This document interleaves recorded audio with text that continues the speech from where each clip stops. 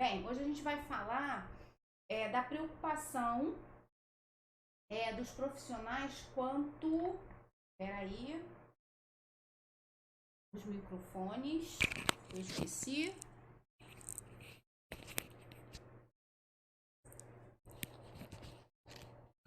Pronto, microfones posicionados, eu acho que melhorou agora o som para vocês, né? O som aí do pessoal do Instagram também, coloquei aqui o microfone, pessoal do YouTube, Face. Bem, então uma das preocupações, né, que a gente também, que chega até a gente, é quais os materiais, quais os temas que eu devo ter aí, que deve compor o meu acervo. Então, hoje nós temos a BNCC, a Base Nacional Comum Curricular, que nos orienta muito, eu falo sempre isso. Vamos ler a BNCC com uma visão técnica, com uma visão de professores, de profissionais da educação inclusiva. O pessoal aí que trabalha em consultório precisa conhecer a BNCC? Sim, precisa, e vai ser um suporte muito legal, principalmente para o pessoal que está começando. Sabe aquele referencial de como não, porque muitas vezes a gente tem a técnica, né, de como trabalhar, mas o que eu vou trabalhar, como que eu vou abordar determinados temas. E aí o BNCC é muito legal, por quê? Porque a proposta dele é por habilidades, não é por conteúdo, né? Ele trabalha a questão de habilidades dos alunos, a forma temática dele é muito interessante, contempla a educação inclusiva e dá um suporte bem legal para gente. Então, primeira coisa, vão lá eu vou fazer melhor. Eu vou minimizar o tempo de vocês. Eu vou colocar no Instagram não, no Telegram, aí um link da BNCC para vocês, tá? Aí vocês entram lá no Telegram e baixa a BNCC. Vale muito a pena. Vale a pena para quem? Para os professores, fundamental, né? Não tem como um professor não conhecer. Para o pessoal aí que está começando a questão da coordenação pedagógica, supervisão, né? Então, bacana também, precisa aprender. Os psicopedagogos, muito importante conhecer, e os pais. Por que os pais? Porque a partir do momento que você conhecer o conteúdo que tem que ser tratado, as habilidades que tem que ser tratado, as bases de comum aí de aprendizado para os seus filhos, você vai poder cobrar também. Olha, o meu filho está na educação especial, ele é atendido, mas eu quero ver como está o planejamento, eu quero ver como está as questões aí do PEI dele, se está de acordo com a BNCC. Então, é um documento referência que serve para todo mundo, tá? Todos os profissionais envolvidos com as crianças que estão em fase escolar. Então, quando a gente vai pensar em organizar, em compor um acervo de materiais, como que eu vou fazer isso? Eu vou fazer isso pensando na BNCC. Ah, mas tem os conteúdos também. Sim, claro, tem os conteúdos específicos de cada lugar, os conteúdos regionais, né? Tem a questão cultural. A gente lembrando que é base comum, nacional comum curricular, tá bom? Caiu aqui o. Ah, voltou. Então, é uma base comum. Então, é importante que a gente conheça essa base comum e acrescente a essa base comum o currículo, então, regional, tá bom? Que é a parte de diversificação do currículo. Então, quando eu penso em produzir materiais, quando eu penso em compor o meu acervo, eu tenho que lembrar lá da BNCC, ir lá, eu tenho que conhecer o currículo da escola, eu tenho que saber quais são os temas que serão abordados, se a escola trabalha com projetos, se a escola trabalha com sequência didática. Então, qual é a metodologia da escola? Como que a escola trabalha? Então, eu preciso conhecer tudo isso para que eu possa me ajudar a compor o meu acervo, tá bom? Então, isso é fundamental. Então, olha, não dá para a gente pensar aqui em eu prefiro fazer tudo sozinha, né? Se eu preciso dessa gama de informações, eu preciso me relacionar com pessoas, me relacionar com instituições, né? Trocar informações para que eu possa saber como organizar esse meu acervo. Então, a gente pode pensar nisso daqui, gente, as trocas dentro de comunidades aí, das redes sociais, né? Nós temos o Facebook, que hoje tem uma área, né, de comunidade. Nós temos o WhatsApp, que é muito usado pelos professores, tem vários grupos de WhatsApp, eu tenho até alguns ainda, mas, né, hoje já são fechados, quem está dentro quem, né, hoje não tenho mais esse trabalho em WhatsApp, é só os grupos que existem mesmo, são 4 grupos que eu tenho.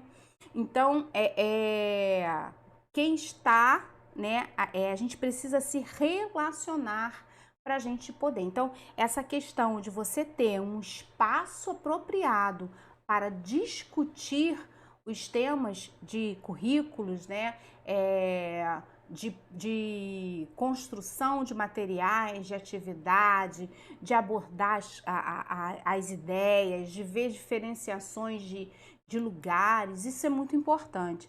Então, quando a gente pensa, né, em construção de um acervo, a gente tem que pensar em compartilhar ideias também, e isso é muito importante, tá? Para a gente poder se manter dentro das informações, a gente troca de informações, de conhecimento, de materiais e tudo mais que a gente sabe que acontece dentro desses grupos, dentro das comunidades, né?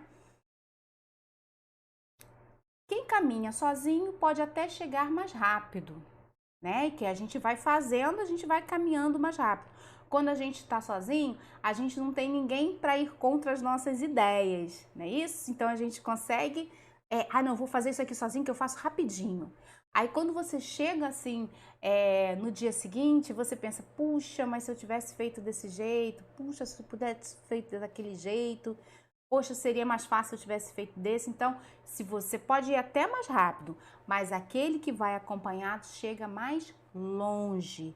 Então, a gente precisa ter essa ideia de compartilhar conhecimento, de compartilhar ideias, de compartilhar as nossas dúvidas, as nossas, né? Quando a gente fala sobre supervisão, né, do nosso trabalho, a gente é um psicopedagogo, a gente precisa ter um supervisor, a gente precisa ter um referencial teórico, a gente precisa saber quais são as pesquisas que estão em andamento da nossa área, o que cada ciência nos proporciona, nos ajuda dentro do nosso trabalho. Hoje nós temos a neurociência, que é muito forte, que está sendo uma parceria, né? Foi um casamento perfeito aí entre a educação e a ciência.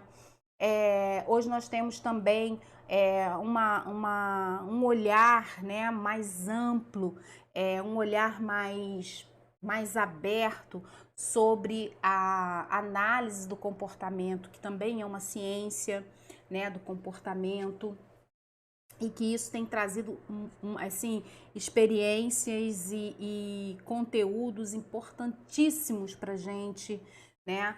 O embasamento nas evidências científicas. Então, quando a gente pensa em caminhar, a gente não dá para a gente caminhar sozinho.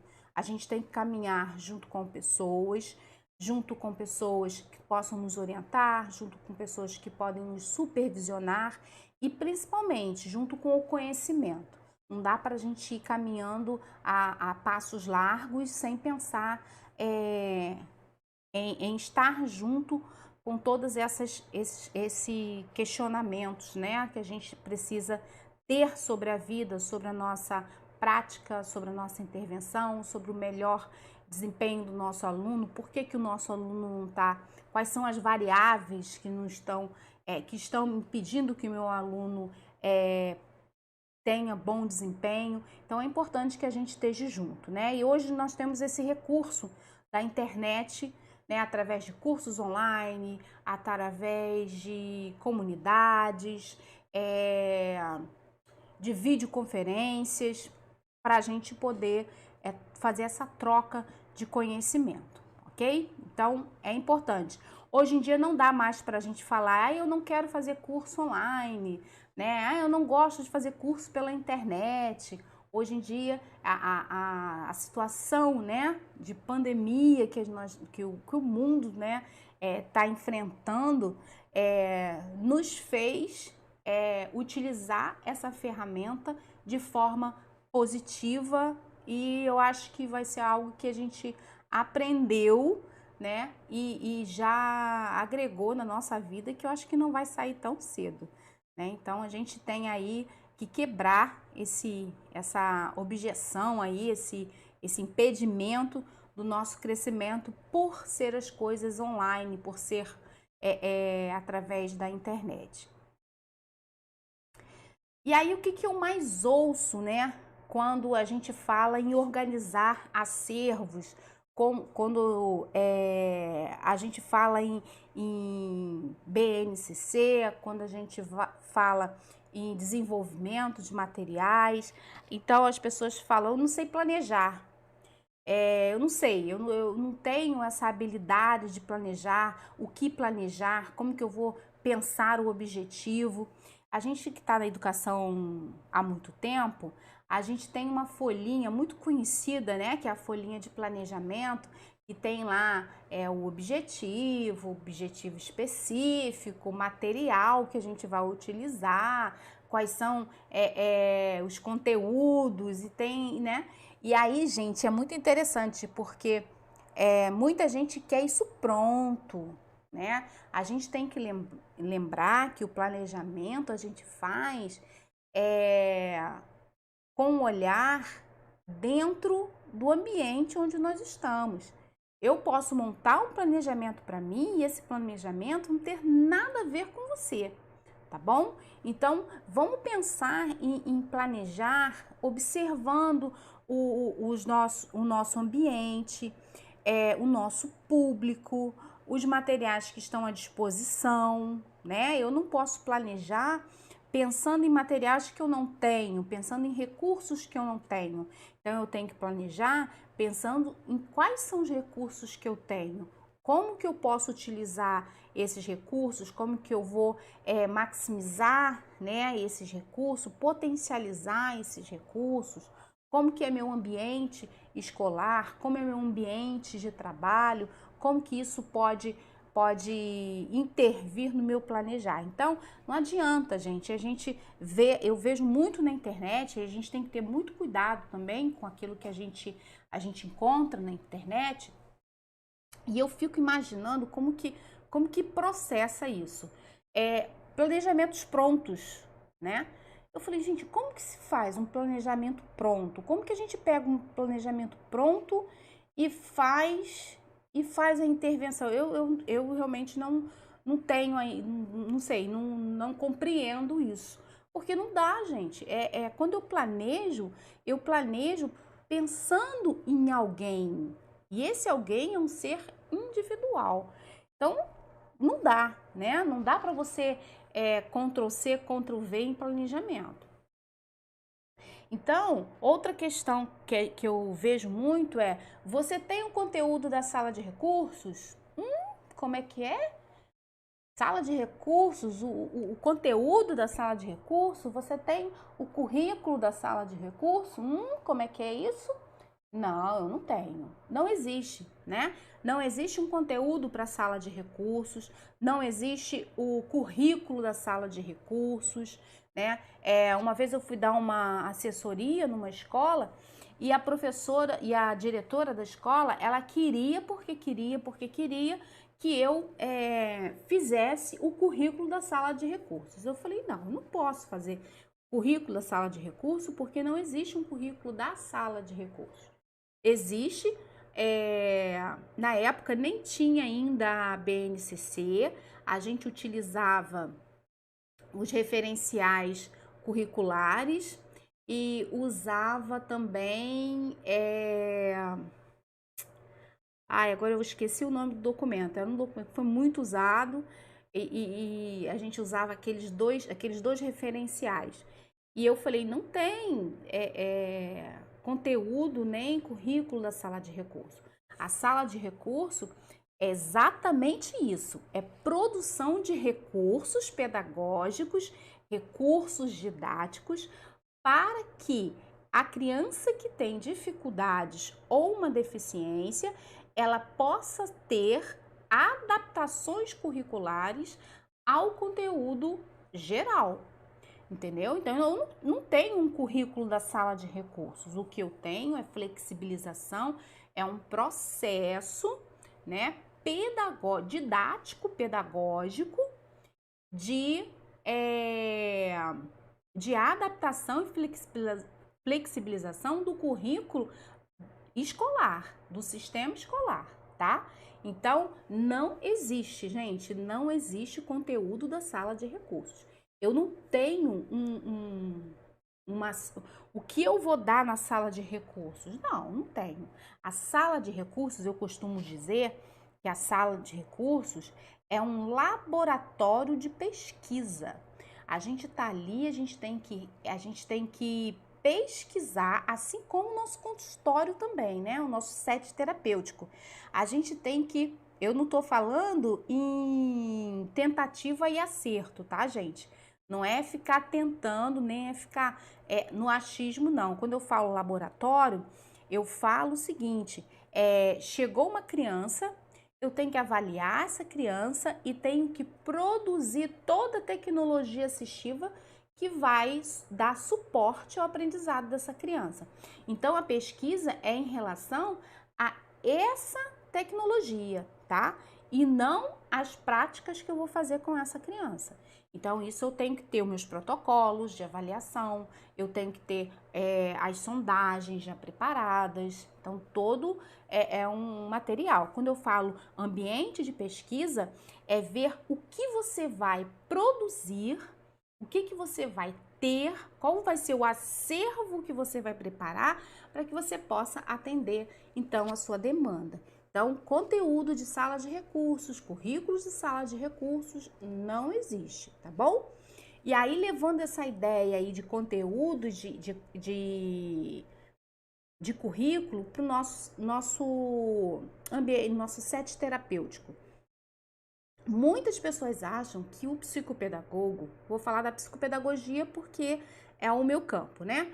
Então, muita gente acha que a psicopedagogia institucional e até mesmo a clínica, elas são reforços escolares. Então, vamos apagar isso aí da nossa mente, que também não é.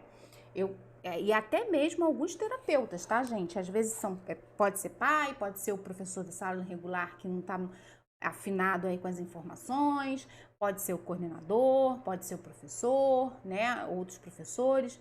Mas tem muitos profissionais que trabalham a psicopedagogia como reforço escolar.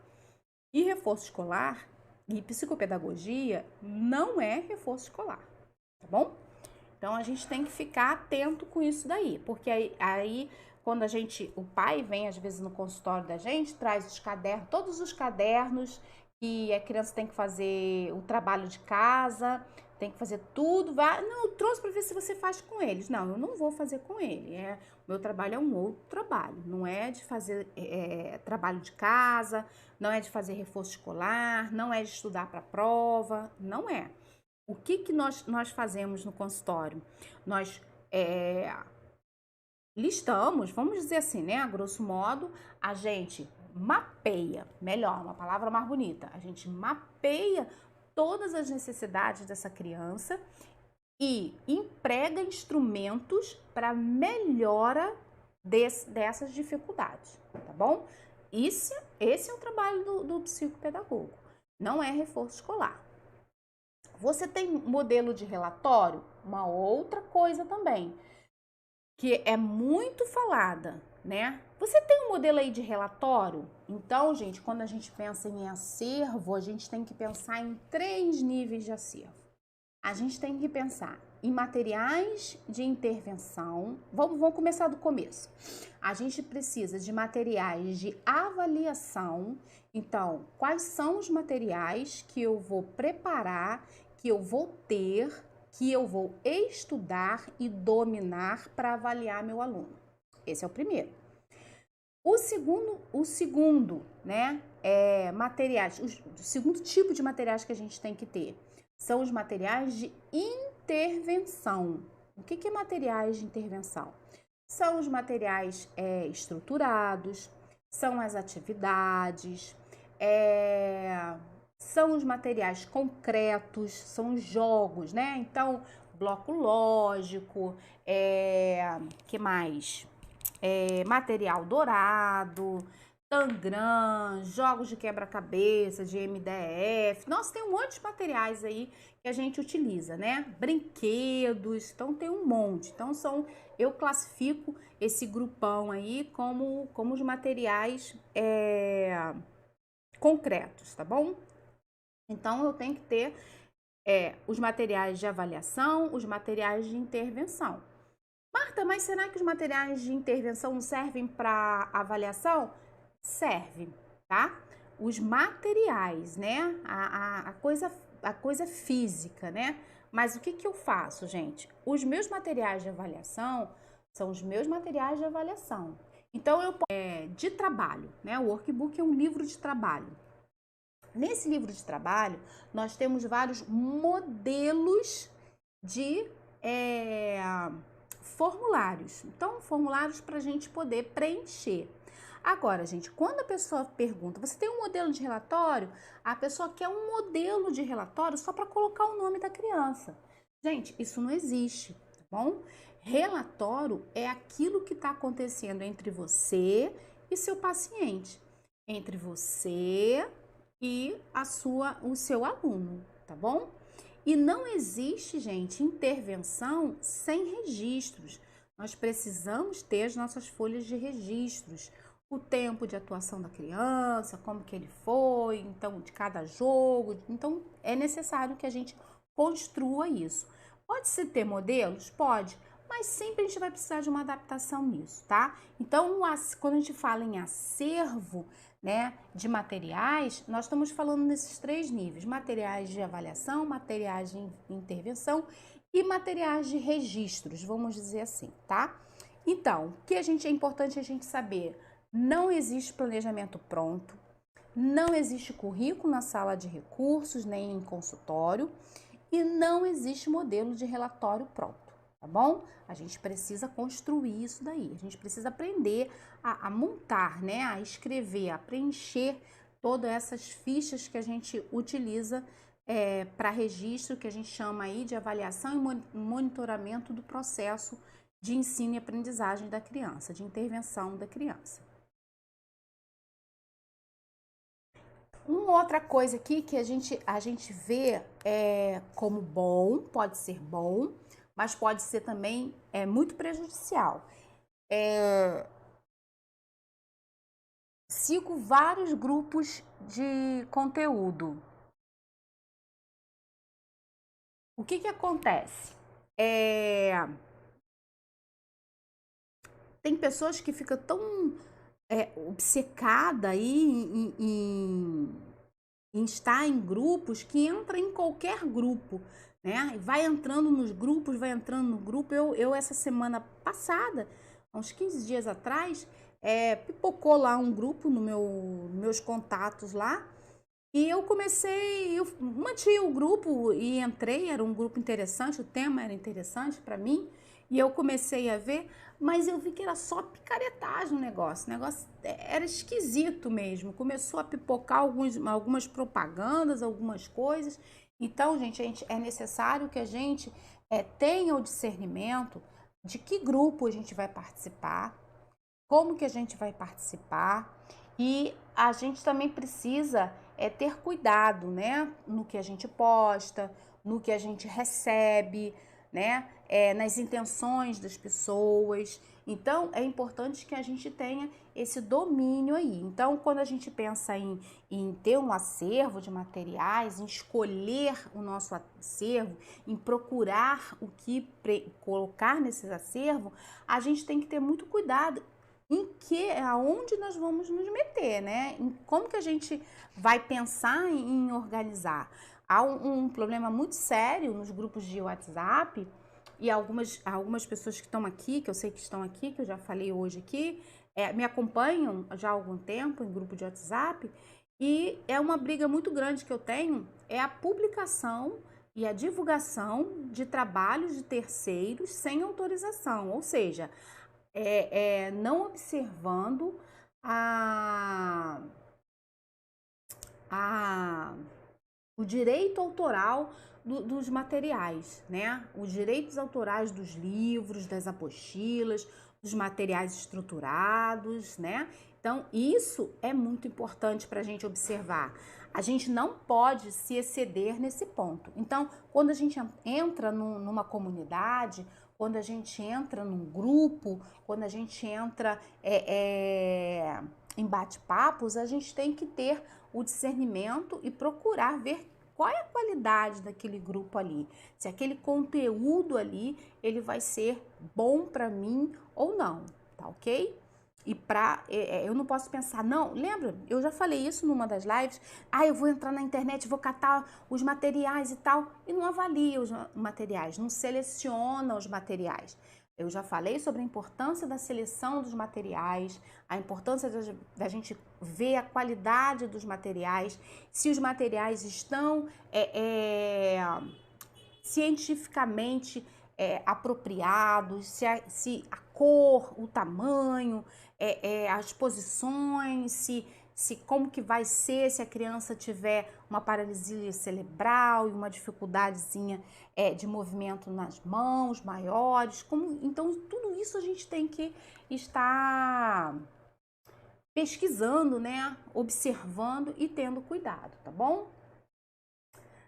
Ética. Olha, gente, isso aqui é uma outra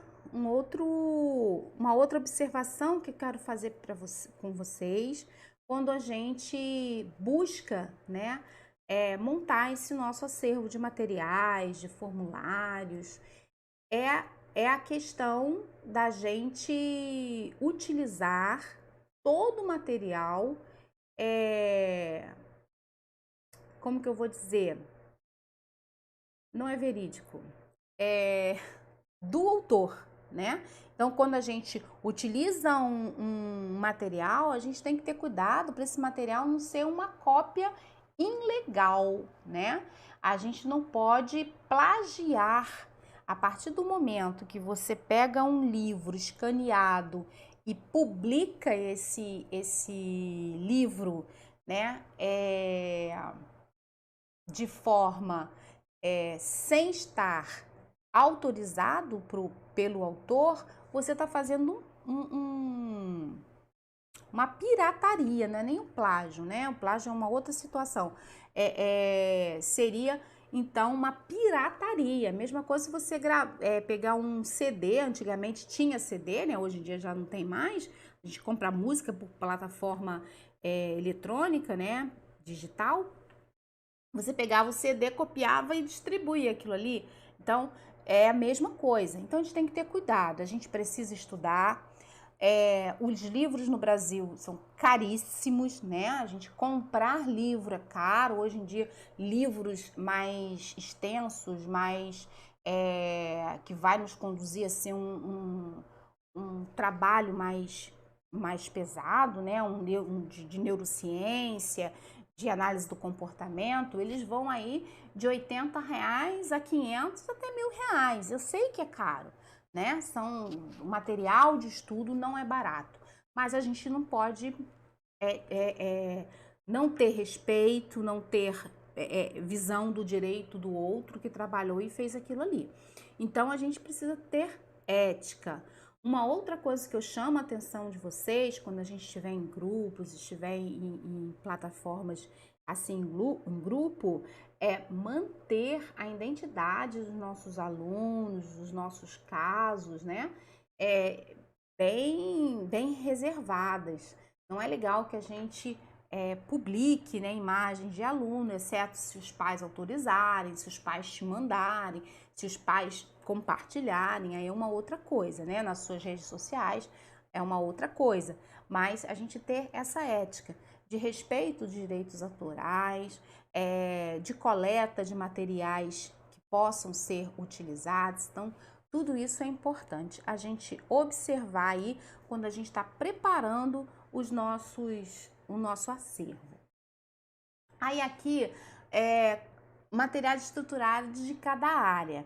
Então, a partir do momento que a gente conhece a BNCC, que a gente conhece o currículo, que a gente tem todos esses cuidados aí, gente, de ter os materiais de intervenção, de avaliação, de intervenção e de registro organizados, a partir do momento que a gente tem essa ideia de currículo comum e currículo específico, a ideia da diversidade dos alunos, a gente tem que parar e pensar aí os materiais para cada área que eu vou intervir. É muito comum, e aí eu falo, gente, de experiência própria, tá? Quando a gente vai produzir materiais, a gente tende a produzir materiais lá do comecinho da alfabetização. E os materiais estruturados, apesar de ser lúdico, eles podem ser um material muito útil para as fases mais adiantes do que a fase da educação infantil. Então, eu posso utilizar na educação no ensino fundamental 1, 2, no ensino médio, no ensino superior, tá? Só a gente vai mudar aí toda a estrutura desse material, tá bom? Mas a gente pode utilizar sem problema nenhum, até para a terceira idade. Então, aqui quais são as áreas propostas pela BNCC? Que são as áreas de conhecimento. As linguagens, então, as linguagens aí tem como componente curricular a língua portuguesa, artes, educação física e língua inglesa ou estrangeira, né? Aí aqui eles colocaram inglesa, mas a gente tem questão da língua estrangeira. Matemática, né, como área de conhecimento e voltado mesmo para matemática. Então, raciocínio lógico, contagem, né, todo esse conteúdo aí, esses componentes curriculares da matemática. Ciência da natureza, ciências humanas, que seria ciências da natureza, seria ciências mesmo, biologia, tem, né, aí vai conforme o nível, né, da educação básica, vai mudando um pouquinho o nome. Ciências humanas, que seria geografia e história, e ensino religioso. Ensino religioso. Esse aqui, ele é meio muito polêmico, né? Mas tem na BNCC, né? Para a gente poder abordar. Então, quando eu vou preparar os meus materiais estruturados, eu tenho que pensar em todas essas áreas. Então, é muito fácil, muito gostoso, gente, a gente produzir materiais da área de alfabetização. É bonitinho, é criativo, né? É mais fácil da gente produzir, mas não dá para ficar só nisso, né? A gente tem que ter materiais, assim, eu procuro dentro do portal e ele vai passar agora para uma reestruturação, para que a gente possa pensar mesmo dentro dessa estrutura aqui, né? E a gente poder passar o acervo que a gente tem lá dentro do portal por todos esses critérios da BNCC, que tenha todos eu penso tudo arrumadinho ali. Que bacana, né? Já tem muita coisa, muito material, mas a ideia é a gente ter tudo assim, atender todas as necessidades mesmo de todas as áreas de conhecimento, pelo menos até o 5º ano.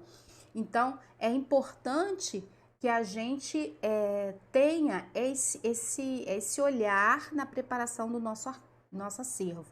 A gente não pode pensar só em alfabetização, a gente tem que pensar em evoluções aí da alfabetização, na leitura. Eu preparei um material, gente, maravilhoso, que eu tô apaixonada. Eu acho que eu vou mostrar eles para vocês na jornada Materiais Estruturados. Se inscrevam lá na jornada do material estruturado. A gente tem um link lá no Instagram. Vamos ter o link também no Telegram. Não é isso, Felipe? Telegram, né? O jornada. A inscrição, link da jornada tem no Instagram e vai ter no Telegram. E vai ter também no Telegram. Então, se inscrevam, tá? Eu vou apresentar, assim, um material de construção textual. Quem tá lá dentro do Arreni aí, que tá acompanhando, que é nossa amiga aqui, nossa parceirona aqui, dos trabalhos aqui, né? A Dirlene também tá aqui. Tem mais uma que também, assim, é bem chegadinha a gente, que a gente conversa sempre. Acho que é a Cris, que tá aí também.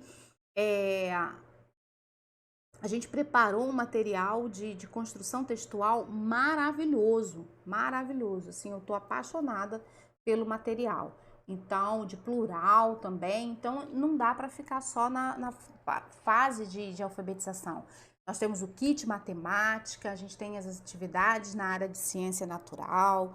Então, é bem isso, a gente tem que pensar em tudo, né? Porque não adianta você querer só apresentar a alfabetização para a criança, você tem que trabalhar todo o currículo com a criança. Então, quando a gente pensa em construção de acervo, a gente tem que pensar em todas essas questões, tá bom?